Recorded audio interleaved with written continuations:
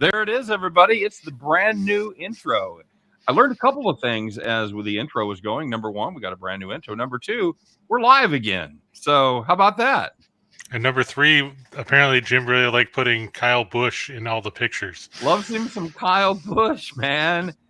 I saw that in the first two pictures. I'm like, oh, Jesus Christ. Now we got to deal with this shit. I do like M&Ms. So, yeah. This is sure, there's this that. is Draft for Cash, a.k.a. Left Turn Mania, a.k.a. the NASCAR show. AKA the show that everybody doesn't know that exists. I liked the intro. It said how to win money on NASCAR. By not betting what we do. Paid our picks. No, it's pretty much, you guys have done okay. Scott's actually plus. Chris climbed a little bit out of the hole. I'm still buried. I've told you before, this season, the NASCAR season sometimes reminds you guys ever bowled in a winter bowling league? Yeah. About March, you're like, okay, well, that's about enough bowling for me. And you look at the sheet, and you find out you got 8 more fucking weeks. That's how I feel about the NASCAR season. We're on week 11, and we're going to go through November or October, whenever the hell they're running. I was going to say, how many weeks are there? You have like 30 and change? I think there's 36, buddy. Okay. I think there's 36 I'll double check weeks. the schedule here. Hold on. So we're almost at the third mark. Yes, we're almost at the end of stage 1. Should we just reset it after stage 1?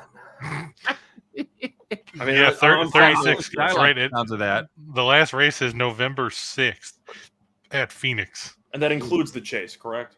Oh, yes. Because they call that one the season finale 500. Wow, way to go out and get sponsors. Season finale 500. I'm sure it'll be brought to you by somebody. It sounds like, a bad TV show on the next season finale of NASCAR. It really does. So somebody had a good week last week, and it wasn't me. No, it wasn't Reichel. I had an average week, let's say. Sad part was I had a good week and didn't gain really any points on anybody because, everybody else had finishers that were right up there anyhow. Yeah, we all, if you want to know, I think a more apt name for this show would be if you want to learn how to bet and get really close, but not quite win, then you should watch this show, because Scott and I, last week, we both had Bowman, ran good all day, finished in the top 5. In fact, he got screwed from that caution while he was in the pits. He did. He absolutely did. It was the worst thing that can happen. What lap was that on? Because I didn't see it. You come into the pits right as they throw the yellow flag. I want to say that was with about 30 and change to go, maybe like 33 laps left or something. Yep. So yeah, that's the worst when you get shafted like that. Now, Chris did well. He had Chase Elliott a plus 900, and Chase Elliott did come in first, and a pretty dominating performance there for Elliott. And Chris got the 46 points for that. He got 36 for being first, and plus 10 bonus points for finishing numero uno. Now, I did better in the mid-range, as I had Christopher Bell at plus 2,500. He ended up finishing 4th, which... Yeah, because I remember we were talking about during the show, because he had moved up. Yeah, draw your own conclusions from that about my mid-range pick doing better than my top pick. But so that got me 33 points and plus 300 to make the top 5. You guys both had Harvick, which he ran okay, ran top 10, but just didn't quite get there. And then I wouldn't say we really shit the bed when it came to our long shots. We hated every long shot. There were so many of them. Because of the rules that we have in place, yes. It's like we can't double up on mid guys, so we have to take a racer that we don't necessarily like, but we just hope can finish top 10. That's basically how it goes. That's it. And, you were lucky enough to get one of those guys to win, and that pretty much made your season, or at least it's going to make stage 1 for sure. It bought me a lot of time before I'm in the negative. They all finished top 15. I had Daniel Suarez. He finished 14th, and you guys had Cole Custer, who finished right behind him in 15th. So yeah. And our matchups, let's not even talk about it. Where did Chastain finish? Because I don't even know where he finished in the race. He came in either second or third. Oh, he came up. He was that far near the top. I didn't. Yeah, he was third. Because Larson ran pretty well.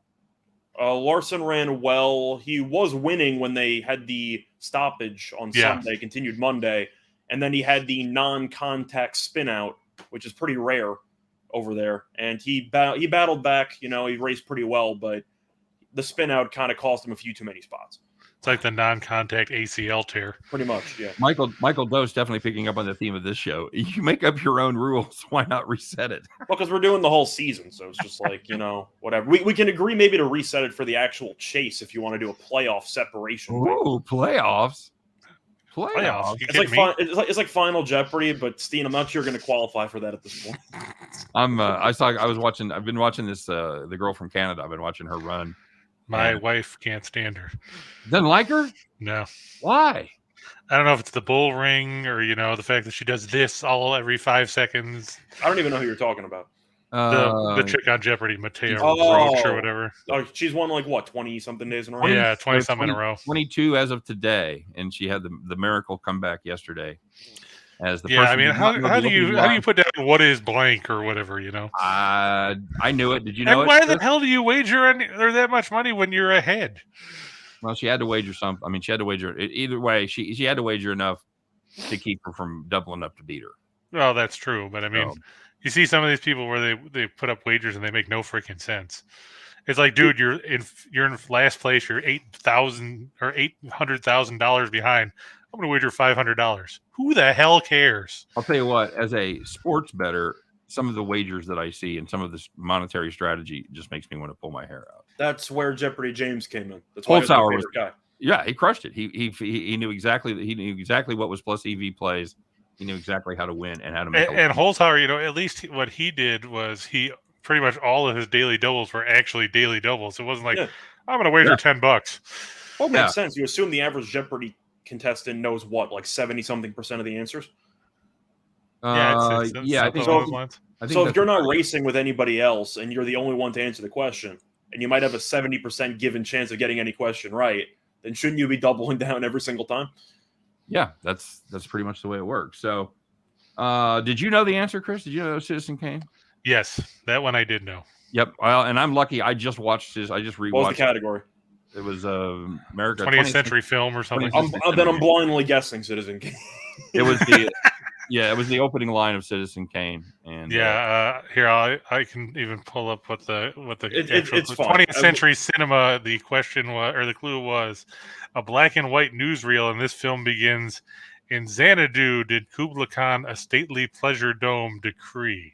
Yeah, you would have had me at 20th century cinema. You would have had me at the trivia. We would have also taken famous rock bands from Canada with the same lyrics as Russians. Yeah, that's true. Did that in Xanadu. So, I mean, how do you when you're in first place? What do you put? What is question mark? At least put something down. What do you just guess a movie? Yeah, Wizard at least it looks like you put forth an effort. I agree. What is question mark? I agree. In her she as soon as the game was over, she's like, "I've never seen it." Like, really? Have you never seen what is generally thought to be at least a top 5 movie on everybody's list and number 1 on a lot of them? So, Orson Welles. I rewatched it about 6 months ago, and that is not my favorite movie of all time. I'll tell you that. What is your favorite movie of all time? Oh, I'm a big fan of Deliverance.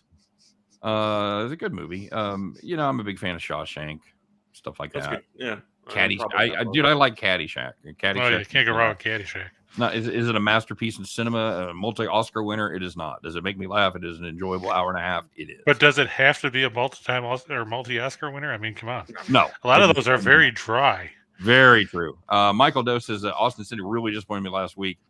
This is one of those times, Rachel, when we can legitimately say you could have done that well.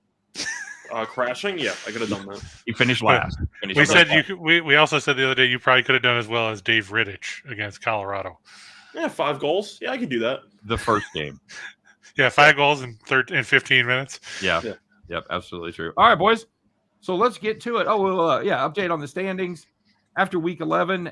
Some people have points. End.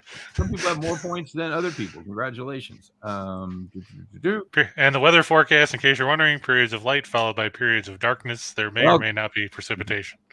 I lost $70 last week. Okay. That wasn't bad. 4.7 units, however you want to clock it. Rachel, we're just going to rip the Band-Aid off for mine. Rachel missed everything. I lost everything. It's fine. Minus 470. Chris plus 585 on the heels of his plus 900 win. And that brings the overall total To me, down 1875 or 18.75 units. Reichel still up 38 units, 38.80. And Chris creeping towards the black at minus 12.90. So yeah, at least made up a little ground. Point standings, Chris did overtake me for second place. It's 923, 794, 783. As Reichel still holds a fairly commanding lead. So at the third way mark, long way to go. That's right. Long way to go. You could still crash, buddy. I plan on it. Where's Brad Keselowski, damn it? I'm sure you do. All right. So, Chris, since you were last week's big winner, you get to choose the order. Who's starting off this week? Let's do you, so then Reichel can then say, well, you just said everything I was going to say, so. Yep, pretty much. Okay. All right. By the way, Michael, this is the greatest tagline of all time for sports this weekend. It's a weekend of horses and horsepower. Amen. I'm so all about that. And they're both running around a mile track, basically. If that was on a t-shirt, I would buy it. Kind of like Necessary Roughness, where Rob Schneider talks about the Texas State Armadillos and talking about Texas. He's like, the great state of Texas, home of firearms and open beverage containers. I would give why don't we give the horses 3/4 of a lap head start? Let them go. See how everybody. Is Chad Johnson racing the horse this time or no? No, he'll be driving one of the cars. All right, cool. Then I'll put the money on the horses because Chad Johnson might just drive off the track. Wait, so Chris said that Steen was going to go first? Yeah. Yeah. All right, so let's rock and roll, guys. I'm going to go with Dennis/Denny Hamlin. Oh, great! There goes my pick. Well, that's what you get for making me go first. Now it looks like you, who's the schmoo, just following along. He's had great success. This is a track you've perhaps heard of, the Darlington stripe there coming out of turn 4 as the wall actually juts out a little bit. And this is a track that requires a veteran touch and a veteran presence. Denny Hamlin has run this race. I want to say, I'm going to check here. I want to say he's run it 19 times. Yep. As Denny Hamlin raced at the Big D. And unlike a lot of the older drivers, he has had some recent success there in his last 6 races. He has 2 wins, 2 other top 5s, and has led an average of 182 laps in those 6 races is how many. Hey, you know who else runs well here? Greg Biffle. Biffle does run well there, but that was in that 16 car, man. That ain't today, brother. That ain't today. Let me tell you something, brother. So I'm going to take Hamlin at plus 750. By the way, he's at plus 8 on DraftKings. Oh, this is the fun part where I have to find out what the top 10 lines are. All right, give me a second. Yeah, great. Not for Hamlin, but just to pull up the lines for future reference. Give me a second. Yeah, I've got the DraftKings ones up too. Okay, cool. And yeah, it was just to recap for everybody to let you know what we're doing this weekend. We ran we had 6 choices for the top tier, and we had 6 choices for the mid tier, and then everybody else, all other 24 drivers, were just in a big bag, and that we shake them out. Big bag of turds. So it went Larson, Truex, Hamlin, Elliott, and Kyle Busch for the top 6. Byron, Bowman, Harvick, Chastain, Blaney, and Logano, right? Yeah. And Reddick. Sounds right. And Reddick was the last one. So, Scott, tell us why you're going to make it a clean sweep. I know it's live. I know. Who knew? Live on tape. I'm actually not going for the sweep here with Hamlin because I know he won 1 race this year. I still have not been a fan of how he's been racing the new car. So I'm going with the other guy that's had a lot of success here. Always a bridesmaid, never a bride. I'm going with I'm going with Larson at plus 500 on FanDuel. Taking the favorite. Taking the favorite. Bold call. He's finished top 2 in each of his last 3 races here, and he's finished top 6 in 4 of his last 5 overall races. It feels like it's been a bad season for Larson because of how good last year was, but he's actually been good. He just hasn't really dominated up front as much as he has in the past. He did win a race earlier this year, but he's had recent success. He's been very good here. I'm going to take him because I thought about Hamlin. I really don't think he's been that good in the new car. But how did Larson do in the simulator? That's a great question. Probably worse than Byron did in the simulator because Byron was the simulator's king. He led 60 laps and dropped 3 N-bombs. So. Only 3? Damn, I had the over on that. There goes the over. I don't know what place he was in when that happened, though, so I don't know. Yeah. All right. So that was a driver that I considered to the last minute as well. It really came down to those two for me. So, Chris, you say you have Hamlin? Yeah, I was with the limited amount of research that I had to do, which was basically when I logged in. Yeah, I like Hamlin. I just, like you said, he's got a good track record here. And, even though he, like Scott said, he hasn't run all that well with a new car, this is, like you said, a track where experience pays dividends. Mm-hmm. And you look at his average finish, it's 7.1 on this track, which is better than pretty much everybody other than Larson, but pretty damn impressive at 19 starts. It's a lot bigger of a sample size than Larson. That's what I was going to say, too. It's 19 races versus 8. And yes, we do worry about the Toyotas haven't been great this year. And yes, we worry about the fact that Joe Gibbs hasn't been great. But this is also true. I think he overcomes those. I feel like this is almost a Groundhog Day. I feel like one of us says this every week, that this is going to be the week that Gibbs breaks through. This is going to be the week for Hamlin. One time we were right, but but none of us picked him They won the Toyota. None of us picked him that week. They won the race named after him. I don't know if that counts. That is a Michael. Come on, Corey LaJoy didn't win last week at the Relandine. It was sponsored by everything. Whatever, Yeah. All right, so moving on to the mid-5. These are the drivers that we expect. We'd love to see them win, but we expect them to be sniffing for that top 5. So, Scott, what do you got for the top 5? I'm going with the guy that got me this huge lead in the first place. I'm taking Ross Chastain at around 14-1 on DraftKings. He's finished top 5 in 7 of the last 9 races, which just tells you how good he's been this year. And even here at Darlington, he finished 3rd in September. So he has had some recent success here. Originally, he wasn't that great. Then he ended up changing teams. He switched to Chip Ganassi, and he's actually been pretty good here since. But when you finish top 5 in 7 of the last 9 races, with road courses, speedways, really everything, it feels like Chastain's just good on every track. I'm going to take him at around 14-1. Or you got odds for top 5? Top 5, let me pull that up. They've got a plus 175 at DraftKings. I don't know if you saw him anywhere else better than that.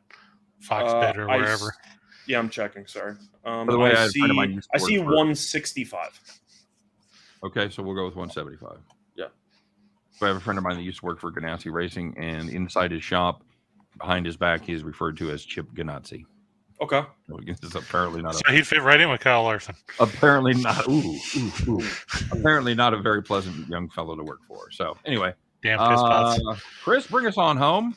You didn't even make a pick yet. How am I going to bring us home? Is it me? No, it's you go. I go. That's the order. You said bring it home, but you have to bring it home. Oh, okay. You're right. Okay. Chris, set it up for me so I can bring it home. I'm actually going to go back to the same mid I had last week, and that's Kevin Harvick. He's raced here now 28 times, which I think is the most of any of the active drivers, along with Kurt Busch, but nobody wants to talk about him. Harvick has won here 3 times. He's finished in the top 5 12 times, in the top 10 17 times. And if you look in the last 12 races on this track, Harvick has won 3. He's finished in the top 5 in 10 of them, and the worst finish he's logged is 9th.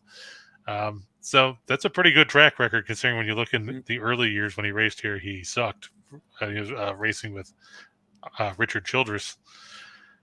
Now that he's been with Stuart Haas, all of a sudden, they figured apparently Stuart Haas Racing has figured Darlington out, and Harvick has benefited from it.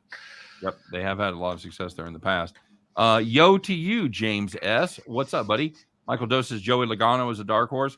We always forget about Joey, and a lot of times he runs really well. Scott holds a personal animus towards him, so I don't know. I do. Yeah, you don't like Logano. I think personality-wise, I think he's. Oh, the youth doesn't like Logano. Chris hates him more than I do. Yeah. Okay, so we have some real Logano haters here. And then we did take him the one week, and I think he wrecked and finished like 33rd or something. I think I had him twice, and he came in second. I think it was in Vegas. I think I had him winning, and he came in second or something. Well, Chris, little did you know, we're bringing it home because I have the same pick you do. I have Harvick plus 1,400 plus 200 to make the top 5. Oh, DraftKings has him at 16. 1,600, I'll take it. Free money right there, buddy. Suck it, Chastain. By the way, I didn't comment on that. Suck it, Chastain. What do you think of that, jerk? That's been one of the most underreported stories, I think, so far at least for the casual NASCAR fan, is how good Chastain has been this season. I said he's a top 5 driver. Yeah. Yeah, I would agree with that. I mean, I'm not going to take anything away from him. He's raced well. He's found the right team. He's found the right setup, and they've done well in that new gen car. So, All it takes is one Brad Keselowski wreck to mess up your day, though. Keselowski.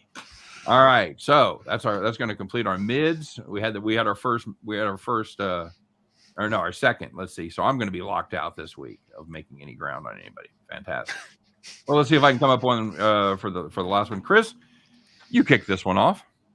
I'm going to go with Eric Jones. Oh, for fuck's sake! We all have the same long shot. I mean, come on. Okay. Well, quit copying me, you bastards.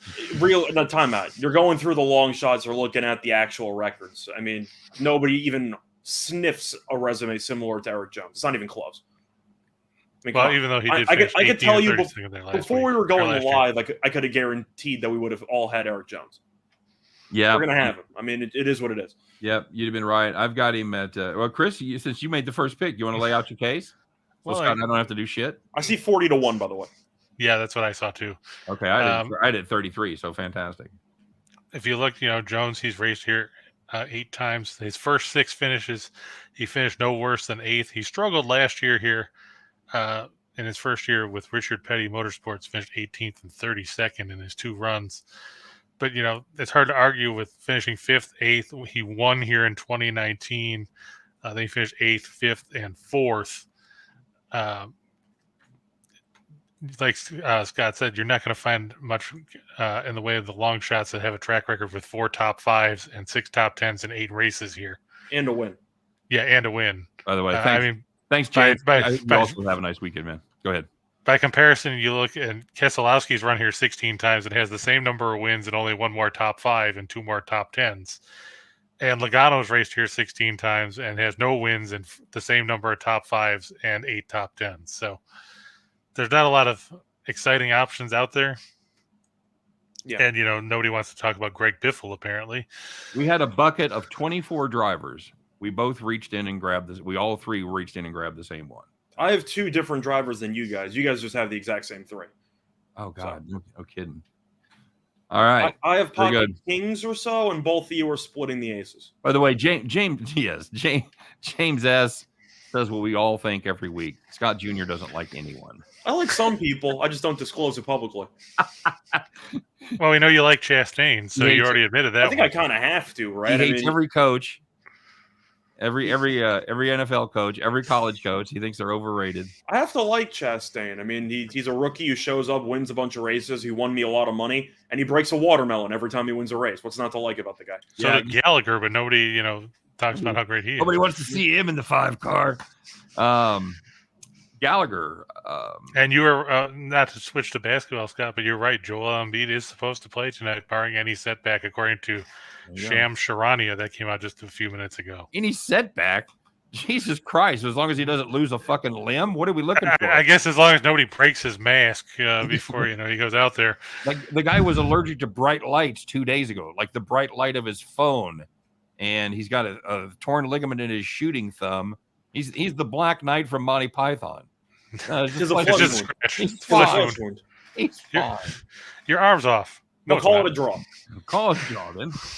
So I am going to take another. I can't. I feel like I'm living in Brokeback Mountain. I can't. Just take Stenhouse already. Just do it. I can't. He was running good last week for a while. I noticed. He finished top 5. Did he finish top 5? I knew he was second for a while. He finished second, I think. I didn't get a chance to look at the final. Recchi finished second, man. Yeah, I was going to say, I wasn't sure if he finished ahead of Chastain or not, but I know he was definitely top 3. No, this is the pick. This is the pick I make every week, and this is the one that you're always going to pay the Yankees tax or the Patriots tax. It's Kyle Larson.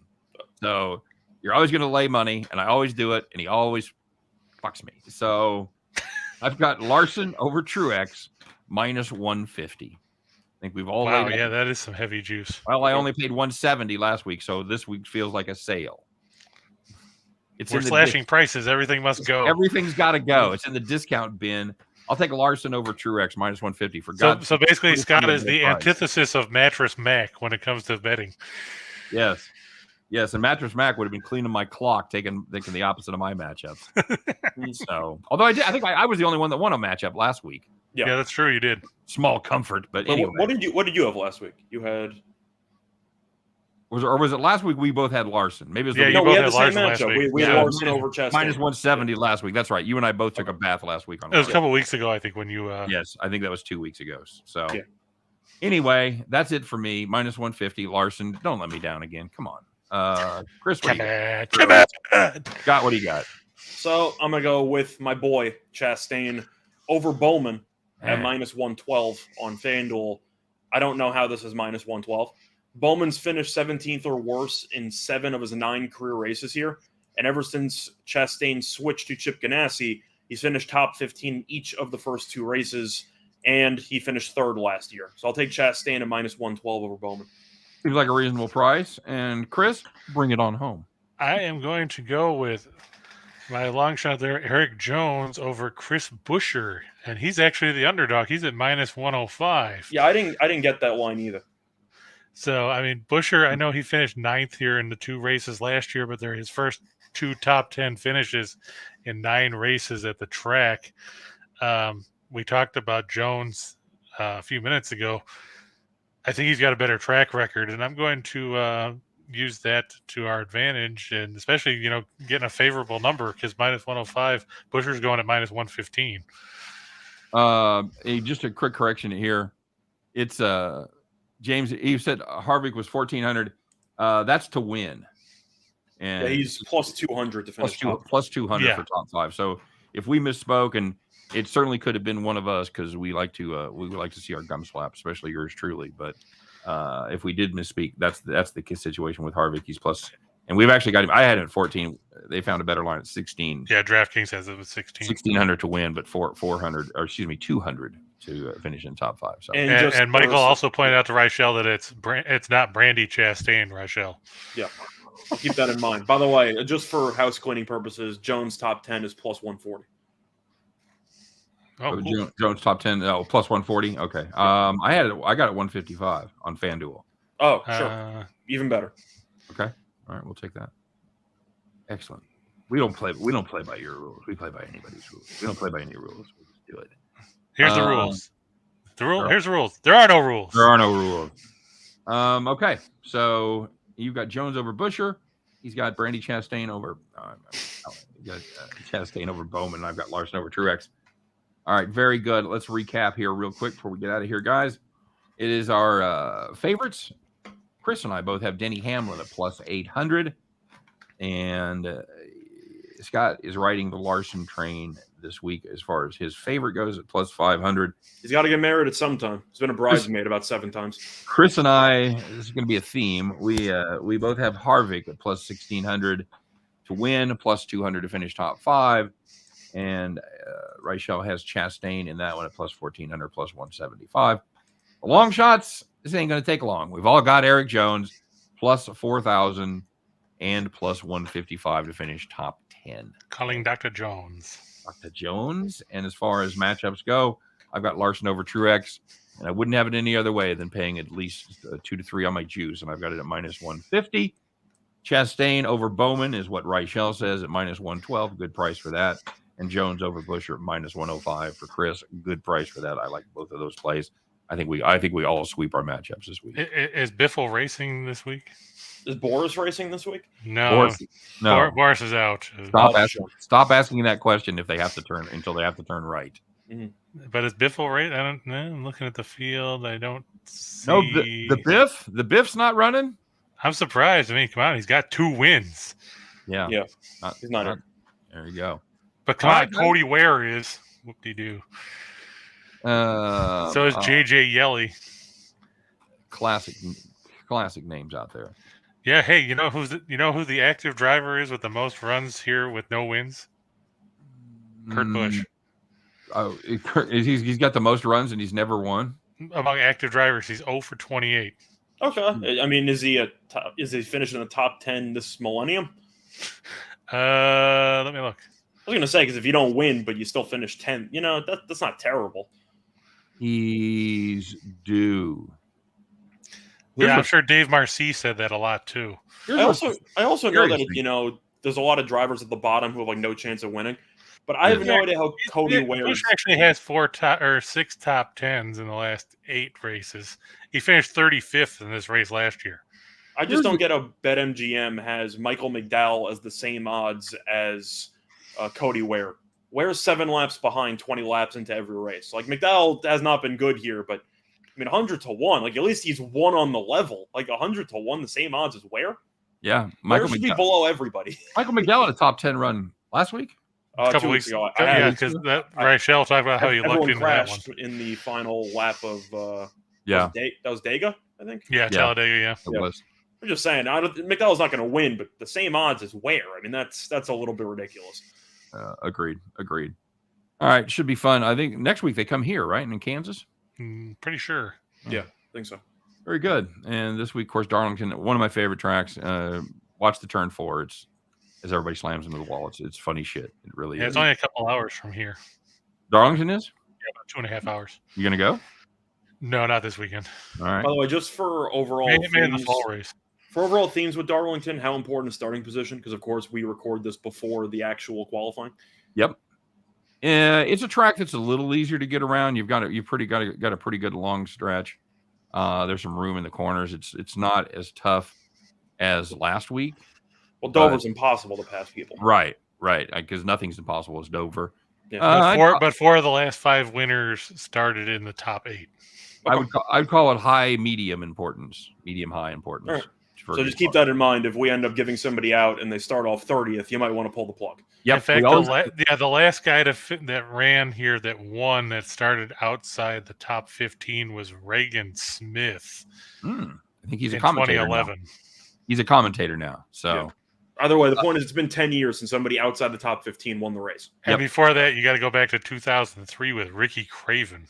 So if somebody starts 20th, just rip it in the garbage. It's over. Yep, and we do try to remember to tell you that every week that we do this show before qualifying comes out. Sometimes it makes a difference, sometimes it doesn't. Talladega, obviously not a huge deal. Some of these smaller tracks with a lot of nuance and things makes a huge difference as far as starting position goes. So keep that in mind. We recommend that you keep all your plays close to your vest and keep them in reserve until qualifying comes out, because somebody could have bad equipment. One of our guys could run really well and not be able to pass inspection, have to go to the back of the pack. If you crash, you could lose an engine, all those things that make you go to the back of the pack. And if they do, they're pretty much fucked. So yeah, and just to put that in perspective about racing here, since this track started in 1950, I just went back through the 121 races. Only 6 guys have started outside the top 15 and won, and 2 of those came way back in the 50s. All right, then. So I would erase my medium high importance and just make it high importance. How about that? I didn't realize the difference. I didn't realize the stats were that stark. Yeah, I didn't until I just went through it. Like I said, the very first race, Johnny Mance started 43rd and won. I was going to say that kind of comes back to what we said when we renewed the NASCAR show after a year off, which was when we originally did it. Qualifying was midweek, right? So we already had all the information we could pick from there, but now it's out of our control. We're just doing what we can. All right, guys. We appreciate it as always. Everybody stopping by, especially all the live people. By the way, Michael Doe's favorite movie is Animal House. Favorite comedy movie. It's hard to beat Animal House. There's like 3 or 4 of them. Those comedies that I put like right on almost the same pedestal. Was it over when the Germans bombed Pearl Harbor? No. It's just there's so many great lines in those movies. Are just eminently quotable. So just reminds me of basketball, where they're like, "Do you think Shaq got rich playing in Orlando?" No, he got rich in college. Everybody knows that. Yeah. All right, you guys, thanks for joining us both live, and if you listen to this later, don't forget it's in podcast form as well. Thanks to Chris. Thanks to Scott. Chris, glad you're safe. If you watched our earlier show, Chris had a little run-in with another automobile, so he. There was no way in hell was driving the speed limit. If you look at the damage, he came through relatively unscathed as his car ended up not upside down, but 90 degrees off of center. How about that? Yeah, that's good. I believe the term is totaled. I believe that's the term. That Jeep ain't coming back, brother. Hopefully you get a nice new car out of it. Yeah, we'll see. You know how great the insurance companies are. Oh, they love to deal with people. They love to help you out with your problem. Yeah, they move at the speed of glaciers. They move at the speed of them. So yeah, that's not good. It's just like I'm used to that mentality with the military. Hurry up and wait. Yep. Like Days of Thunder. Yeah, if you want to consider, Rubbin's racing, buddy. Driving driving a Jeep Liberty and ended up making a turn and ended up on your side when the next thing you know, you're looking at the ground. Did you see him coming? No, because what it is, there's a blind curve about a quarter of a mile down the road from where I was turning from. Okay. And when I looked left and I looked right and I looked left again. There was nobody there. And the weird thing is we were looking at the pictures that we took afterwards. And, you know, when you're turning left, you're going to be like this. The car that hit us ended up going this way, like he was going to veer off into oncoming traffic. Like, where the hell are you going to go? Right. So, you know, they saw it off the front of their car, but, you know, it crunched up the driver door and bent it all out of whack. And dumb fucking people. Glad you came out of it all right, brother. I'm glad you just got some bumps and bruises. So yeah, I'm still just pissed off. But you know what can you do? But how did it feel to be in the shoes of Brad Keselowski for like 30 seconds? How did it feel? Brad Keselowski usually is the one doing the ramming. It seems like you missed such an opportunity to say, "God damn it, was that Keselowski?" I thought about it afterwards. Right. Did you see who hit you? No, but I have a feeling I know who it was. I think the car had a giant 2 painted on the side. All right, you guys have a great weekend. Everybody out there in radio, TV, podcast, YouTube land, you guys have a great weekend too. We do this every Friday. Sometimes we post it on Saturday. Sometimes it's live. Hell, today we didn't even know. So you guys enjoy that. That's the best part. It is. I like it. I like to keep it fresh, man. So you guys have a great day. Thanks for checking you didn't even know it was live, so you can't say you're trying to keep it fresh. Well, it occurred to me right as I was setting it up, going, "Oh, this is going to be live." So it's the Eat Fresh Refresh at Subway. That's it, guys. You got your backup car ready? No, he does not have a backup car ready. And he's. Are you going to get a rental? Did you get it worked out with the rental with the insurance company? No, I tried to call him back and got his voicemail. Motherfucker. And then they're like, you know, if you call before 3:30, you'll get called back the same day. If you call back after 3:30, you won't get called back the next business day. It's like, so I'm going to do what the fuck? You work till 5:30. Where the hell are you? I'm going to do this because I think there's almost zero chance they sponsor this show. It's progressive insurance. Fuck Flo. Fuck Jamie. Fuck the rest of them. None of them know how to call anybody back. So yeah, Chris, this guy's name is Trevor, so I should have known I was in trouble. Trevor or Travis. It's like that skip that George Carlin does, you know, Brad and Tucker. There's nobody named Trevor that ever picked up a fucking fuck Kyle. Kyle sucks. Nobody named Trevor has ever picked up a phone call before finding out who it is. No one.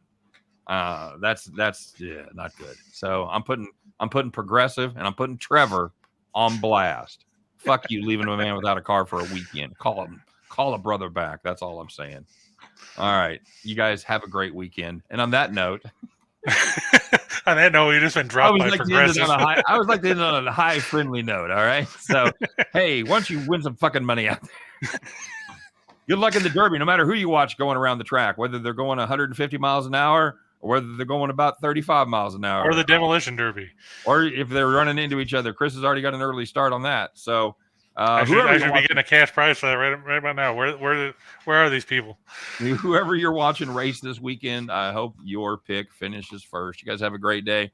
Check us out next week. I'll be back 2 p.m. Eastern time with Chris, 3 p.m. Eastern time with Scott, as we always do our best on every one of our shows to help you guys in that never-ending journey to head back to the window. Take care, everybody. We'll see you next